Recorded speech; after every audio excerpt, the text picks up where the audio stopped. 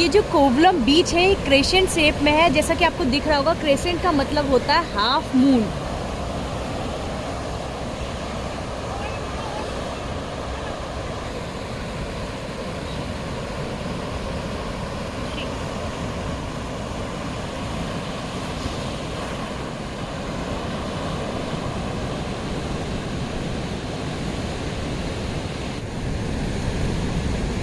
Hello guys, good morning. This is Deepti and I am back with my another video. I hope you all are doing well और मैं भी अच्छे से हूँ। और आज मैं आपका वेलकम कर रही हूँ एक और नए बीच में, जिसका नाम है कोवलम बीच। ये जो बीच है वो पड़ती है त्रिवेंद्रम से कुछ 10 किलोमीटर्स आगे में, और केरला के टूरिस्ट मैप पे ये पड़ती है इसके सदर्न मोस्ट पॉइंट है। ये जो कोवलम बीच है ये 3 क्रेसेंट शेप बीच का कॉम्बिनेशन है,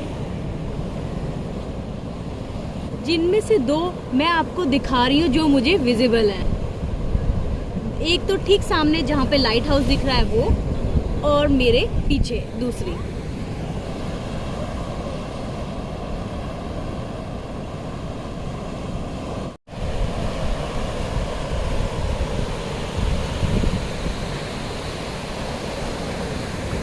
केरला की कोवलम बीच पूरे वर्ल्ड फेमस है यहाँ की सन बेदिंग, हर्बल और आयुर्वेदिक मसाज के लिए। अगर आप यहाँ आ रहे हैं तो ये मसाजेस करवाना ना भूलें।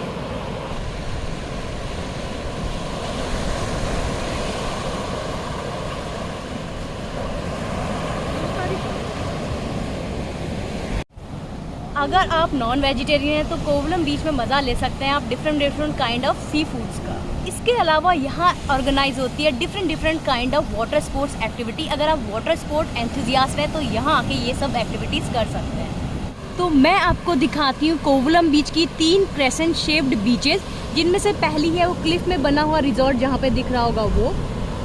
अब सेकंड में आते हैं, वो है जहाँ पे लाइट हाउस है क्लिफ के ऊपर वो। एंड थर्ड है उसके पीछे जहाँ अभी जाने के लिए बंद किया हुआ है। जैसा कि आप देख पा रहे होंगे कोवलम बीच के अलोंग साइड में जो इंफ्रास्ट्रक्चर है फुली डेवलप्ड है, और बहुत सारे रिजॉर्ट्स और होटल्स हैं। अगर आप यहाँ आ रहे हैं तो इसके आसपास ही होटल्स या रिजॉर्ट ले सकते हैं। हमने भी यहाँ से 200 मीटर्स पे ही एक रिजॉर्ट बुक करवाया है। कोवलम बीच से पहले हम गए थे वर्कला बीच, लेकिन वो इतनी क्लीन बीच नहीं थी क्योंकि वहाँ हमें थोड़ी प्लास्टिक बॉटल्स वगैरह और गार्बेज वगैरह दिख रहा था। इसका मतलब पीरियडिकली साफ़ नहीं करते हैं उसे, लेकिन ये सब जो गंदगी होती है वो ह्यूमन एक्टिविटी से ही होती है। उसके बाद हम आए हैं कोवलम बीच, लेकिन ये जो है मच बेटर क्लीन बीच है एज़ कम्पेयर टू वर्कला बीच। लेकिन वो सब गंदगी भी हम लोग आके ही करते हैं। जैसा कि आपको दिख रहा होगा यहाँ सी रफ के बोर्ड जगह जगह लगे हुए हैं और एक बाउंड्री जैसी बनाई है, क्योंकि सी में जाना अलाउड नहीं है क्योंकि वाटर अभी रफ है। तो इस डेस्टिनेशन का वाइंड अप मैं यहीं से करती हूँ और अब ले चलती हूँ आपको अपने नेक्स्ट डेस्टिनेशन की ओर, जो है एक स्पा सेंटर। थोड़ा अपनी बॉडी को रिजुविनेट करवाते हैं, और चलिए तो मिलते हैं अब स्पा सेंटर में।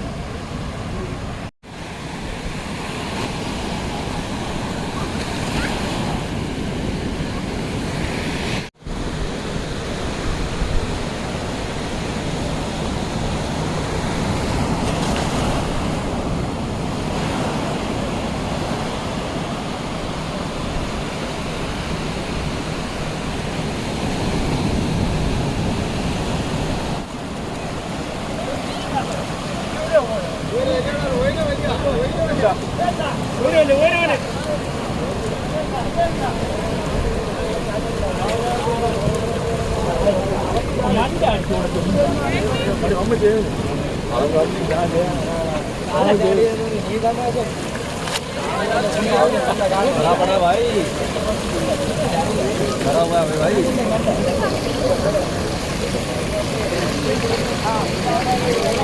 माड़ी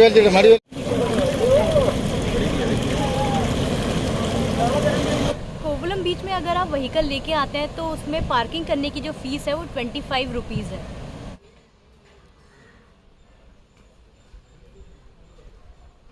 I am Abhilash. I am doing massage. And you have been working here for how many years? 9 years.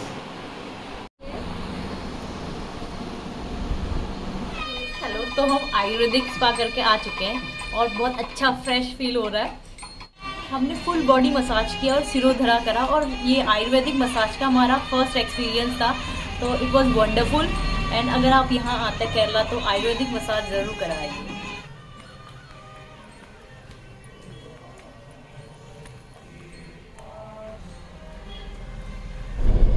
तो जैसा कि आपको हमें देख के पता चल रहा होगा कि हम स्पा करा के आ चुके हैं, और स्पा में जो था हमारा आयुर्वेदिक फुल बॉडी मसाज था, और दूसरा जो था वो था शिरोधरा।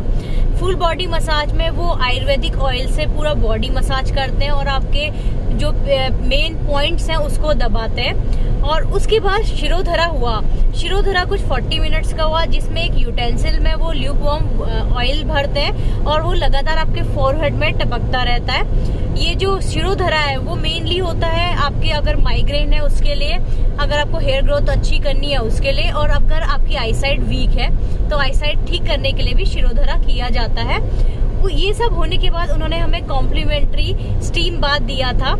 स्टीम बाथ लेने के बाद हम वापस बाहर आए और उसके बाद उन्होंने एक हमें रेजुनेटिंग ड्रिंक पिलाया, और उसके बाद ये पूरा हो चुका था और हम अपने होटल में वापस गए। और होटल्स में चेकआउट करने के बाद अब हम निकल चुके हैं अपनी नेक्स्ट डेस्टिनेशन, जो है कन्याकुमारी, जो सदर्न मोस्ट पॉइंट है मेनलैंड इंडिया का।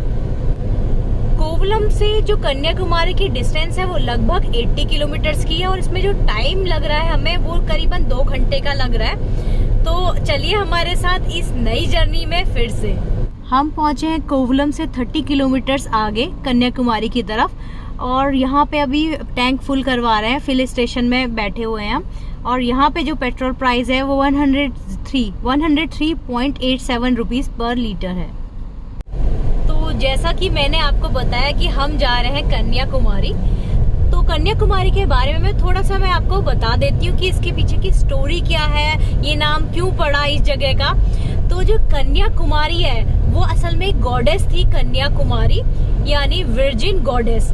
तो असल में ये पार्वती माता का एक रूप थी, और इनकी शादी होने वाली थी शिव भगवान से, लेकिन जिस दिन शादी थी भगवान शिव आ नहीं पाए शादी के लिए, और वो शादी नहीं हो पाई। और शादी में बनने वाले राइस और अदर ग्रेन्स जो है वो अनयूज्ड और अनकुक्ड रह गए। तो वो जो राइस थे, अनयूज्ड और अनकुक्ड ग्रेन्स थे, आप कहते हैं कि जो कन्याकुमारी का सी है उसके साइड में जो रॉक्स और स्टोन्स हैं वो वही अनयूज्ड और अनकुक्ड राइस और ग्रेन्स हैं जो उस शादी में नहीं बन पाए थे, और वो अब उसके बाद पत्थर बन गए थे। तो ये थी कहानी कन्याकुमारी की। और जो गॉडेस कन्याकुमारी है, जैसे ही आप उनके टाउन में एंटर करते हैं तो बोला जाता है कि माता आपको ब्लेसिंग देती है, और जो कन्याकुमारी माता है वो आपकी माइंड की रिजिडिटी जो है उसको खत्म कर देती है। और लेडीज जो है उनके मंदिर में इसलिए जाती हैं ताकि उनकी शादी जल्दी से जल्दी हो जाए। तो देखिए हम एंटर कर रहे हैं कन्याकुमारी में, जो इंडिया मेनलैंड का सदर्न मोस्ट पॉइंट है। ठीक सामने आपको दिख रही होगी वो रॉक, जिसका बहुत बड़ा स्टैचू है। ये स्टैचू है एक बहुत बड़े तमिल पोएट और फिलोसफर जिनका नाम था थिरुवल्लुवर। ये स्टैचू यहाँ पे इसलिए बनाया गया क्योंकि तमिल संस्कृति में इनका बहुत बड़ा इम्पैक्ट है और इनको बहुत मानते हैं, इसलिए ईयर 2000 में ये स्टैचू यहाँ बनाया गया था। और उसी के ठीक सामने आपको दिख रहा होगा एक टेम्पल जो है माता कन्याकुमारी जी का।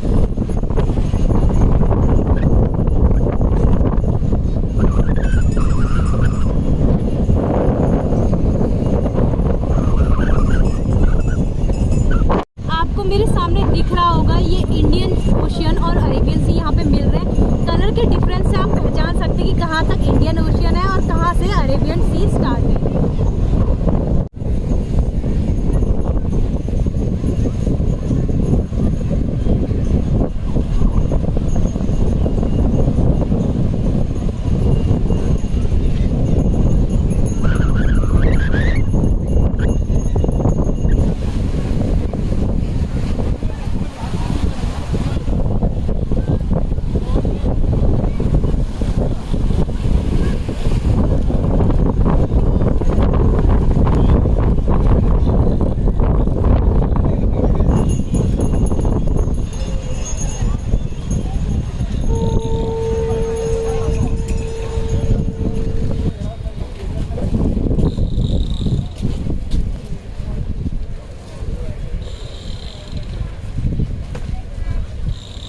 तो हम ये घूम रहे हैं कन्याकुमारी सिटी, और अब बस घूमने के बाद निकल रहे हैं बाहर अपनी घर की ओर। और ये है देखिए मेन गेट कन्याकुमारी का।